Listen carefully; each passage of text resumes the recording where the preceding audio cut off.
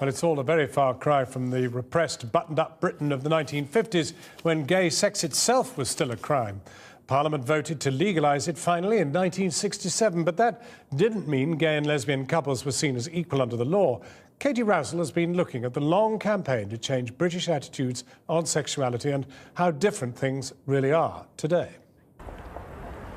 Today, Parliament was voting to legalise same-sex marriage, but turn the clock back 50 years and Britain was a very different place.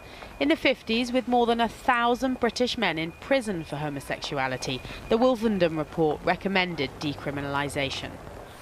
Homosexual behaviour between adult consenting males in private should no longer be a criminal offence. Back then, interviewers asked questions that sound outrageous now. If that suggestion is accepted and the law is changed, isn't there a danger that it may have repercussions on children, that these men may also go after children? Well, from the evidence we've had, oddly enough, the opposite is what we should expect. 10 years later, with Roy Jenkins as Labour's Home Secretary, the law changed. A free vote this time too, but the battle for equality was far from won. What sinister shadow from the past now falls between husband and wife? The Victim was a cultural milestone, the first English-language film to use the term homosexual, and that only after 30 minutes. The story sees Dirk Bogarde blackmailed for his gay past and was banned initially in America. A decade later, and as groundbreaking culturally, John Hurt's portrayal of Quentin Crisp won him a BAFTA. Have you ever felt love? Honestly? I haven't. Your son's not one of those, is he, Hilda? One of what? Gay pride grew in stature.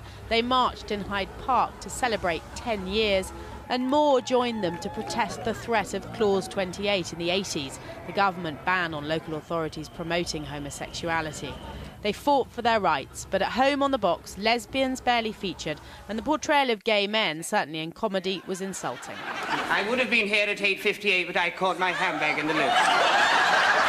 Not just John Inman, but Larry Grayson too had Britain laughing. I woke up this morning and I felt as limp as a vicar's handshake. Dr. Carey supports discrimination against lesbian and gay people. But in the real world, protest brought change. Peter Tatchell and campaigners demanded same-sex marriage decades ago, and since then, milestone after milestone has passed. An equal age of consent, discrimination at work outlawed, civil marriages introduced. We have moved mountains. In that period, since the late 60s to now, every major legal discrimination, bar the ban on same-sex marriage, has been repealed.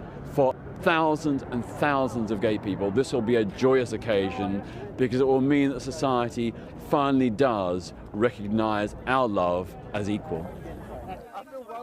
Tonight, they're celebrating a progressive moment in British history. But these campaigners know that in many parts of the world, the freedoms they have are still a very long way off.